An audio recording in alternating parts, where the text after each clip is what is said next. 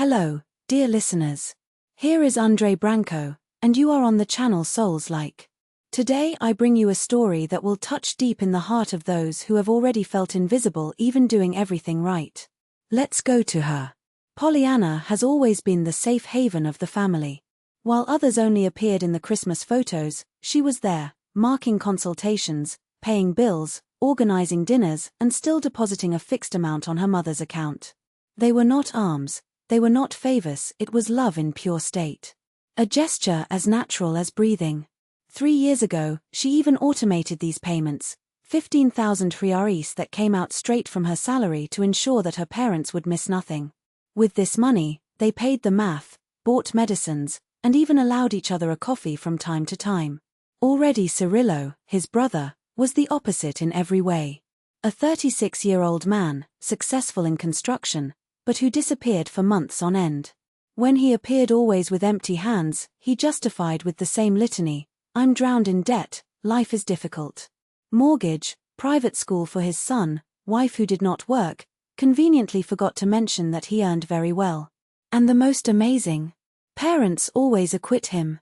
Poor Cyril, he does what he can, he sighed his mother, while Pollyanna, who raised 2 children and still playing her unemployed husband, listened to everything in silence. Until the father, Gennaro, suffered a stroke. Who dropped everything to stay 2 weeks at the hospital? Pollyanna. Who hired the best neurologist and paid for extra exams? Pollyanna. Who organized the rehabilitation at home? Once again, Pollyanna. Cyril. 2 lightning visits, 20 minutes each, just to give morale. As if the physical presence was enough to erase years of absence. Until, on any afternoon, Pollyanna arrived at her parents' house with shopping bags and felt something strange in the air. The mother, Aline, nervous, avoided looking her in her eyes. The father, once so straightforward, now dodged. What's going on? She asked, keeping the groceries. Nothing, daughter, everything is fine, replied the mother, but her voice trembled. After an embarrassing silence, the father released the bomb. We decided, we passed the apartment to the name of the Cyril. The apartment. That 3-bedroom jewel in the best neighborhood, which they always promised to share equally between the 2 children. Pollyanna froze, still holding the milk box. Why? It was all he managed to ask. He is in a difficult situation, Polly, his mother began, cheering the apron. There's the mortgage, the woman doesn't work, the boy. And me. Caught Pollyanna, the firm voice despite the knot in the throat. I also have a mortgage. 2 children. A husband who just lost his job. And yet, all these years, I've been here. Without failing. Without complaining. The father tried to soften. You are strong, daughter. Always turns around. As if it is forced to be an excuse for ingratitude. She heard everything silent, feeling something breaks inside her. Years of sacrifice, sleepless nights, delayed dreams, and in the end, not a piece of paper with your name. We thought you would understand, said the mother, the damp eyes. Pollyanna took a deep breath. It was no use screaming, crying or begging. With a smile that hurt more than a stab, she replied, of course I understand. It's your decision. He left with the dignity intact, but his heart in crangles. On the way home, tears insisted on falling. When Stefan, her husband, found her crying in the bathroom an hour later, heard the story in silence. Then he hugged her hard and said what she needed to hear. They used you, Polly. They always used. And you let, thinking they would one day be fair. She looked at him, her swollen eyes. What now? Now you show them what real justice is. The next day, Pollyanna cancelled automatic deposits. The 15,000 who went to the mother every month stayed where they should always have been, in your account. He also cancelled the weekly delivery of groceries to his parents and called the nurse who took care of his father. From today, payments are suspended. It was not revenge. It was survival. If the apartment was from Cyril, that he would argue with the responsibilities. A week passed without news. No phone calls, no message. Pollyanna didn't give her arm to cheer, she would expect them to understand the severity of what they had done alone. But on the 8th day, the doorbell rang. It was the misaligned mother, the red eyes of crying so much. Pollyanna, What's going on? We can't pay the bills. Your father needs the medicines. Calm down, she asked. What about Cyril? Why don't you ask him? He doesn't answer the phone. He says he's overloaded at work. Solved his mother. Pollyanna crossed her arms. You chose, Mom. They decided that my effort was worth nothing and gave everything to the brother who was never present. I'm not asking half of the apartment. I'm asking for respect. If he is the heir, who is also responsible? A line collapsed on the entrance floor, as if he punched. You're abandoning us, he moaned. No, Mother. I'm freeing myself. When you learn to value what I do, I'll be here. Until then, Cyril is your priority, that he takes care of you as I always took care. The mother cried, begged, but Pollyanna remained firm.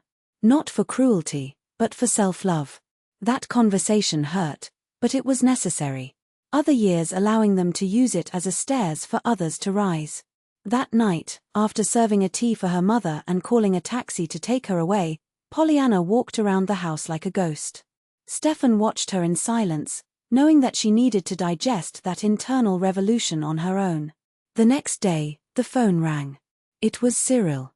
For the first time in years, he took the initiative to call. What are you doing? He raged, without even a hi. Parents are in panic. The old man may have another stroke. Pollyanna answered with a calm that surprised her. The question is, what are you doing, Cyril? Do you inherit the apartment, but don't want to inherit the obligations? This has nothing to do, he said. It has everything to do, she countered. They chose you. Now it's your turn to choose, either assumes responsibility, or admits that you just wanted what was easy. 15,000 a month. Remedies. Nurse. The rest, you solve. And hung up. Not as a threat, but as an end point. Because some lessons only learn when the floor disappears under your feet. Will you realize? The silence on the line weighed as a sentence. So Cirillo spoke again, but the voice was no longer the same, lower, less defensive. Listen, Polly, I can't now. I have debts. Payables. The mortgage. I also have, Cyril, she cut off bluntly.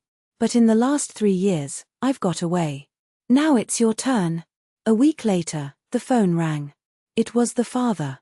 The voice, though tired, carried a firmness that Polly had not heard for years. Daughter, we need to talk. Come, please. She was. The parents' apartment was strangely quiet. The mother, property in the armchair, was looking out the window as if seeking something beyond the glass. The father received her at the entrance, without the usual forced smile. Your mother and I thought a lot, said Gennady Mikhailovich, the serious eyes. You were right. We were unfair. They sat at the kitchen table. About her, scattered papers. Let's change the will, he continued. The apartment will be divided equally between you and Cyril. It's just. Polly faced them, stunned. It was not in half of the property, it was by late admission, for the truth that finally broken the silence. It's not about the apartment, she murmured, her voice shaking. It is about you never seen or valued everything I did for you. We saw, the mother interrupted softly. We only thought it was natural. It was your duty. She lowered her head. And we were wrong. That day, the words police had kept for years gushed like a broken dam. He spoke of the loneliness of being the daughter who has always been there, the pain of seeing his brother reap affection without sowing anything, the exhaustion of being invisible even when he carried their world on his back. The parents heard. For the first time, they heard. A month later, everything changed. Polly reactivated automatic payments, but now it wasn't a suffocating obligation, it was a choice. Your choice. And Cyril? Against all expectations, he began to appear. Not with checks or transfers, but with time. He arrived on weekends, took his father to walk, fixed the tap he had been dripping for months, sat next to his mother to watch the serials she loved. 5 years passed. The father was gone in silence, one night, while sleeping. The mother resisted 2 more years without him, as if love kept her standing for inertia, until she left. The apartment, as promised, was divided. Cyril suggested selling it and sharing the value. Polly agreed. The day they received the money, he invited her to a coffee. He looked at her, hesitantly. "You know, I never told you that, but thanks." "Why?" she asked, genuinely surprised. "For putting me in my place 5 years ago," he admitted. "If it wasn't for that push, that testament, his scolding, I would still be the same selfish. You made me see things I ignored." Polly smiled. In 5 years he had seen his brother transform, of the man who only thought of himself to his son who called to ask if his mother had taken the drugs, his brother who now shared the weight instead of fleeing him. "I'm glad it worked," she said, sincere. "Sometimes it takes courage to say arrives, to draw boundaries that save us, not only us, but also who by our side." They raised the cups in a silent toast. Among them, there was no resentment, no competition. Just respect. And a silent gratitude for the thorns that in the end flourished in something better. Polly invested his part in the education of his children.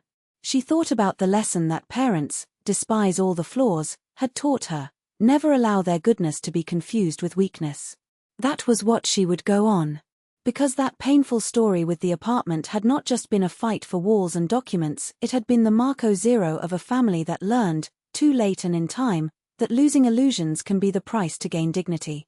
And in the end, this is what Polly won: the right to look in the mirror without seeing a martyr, but a woman who knew how to choose between being loved and being respected. Chose both.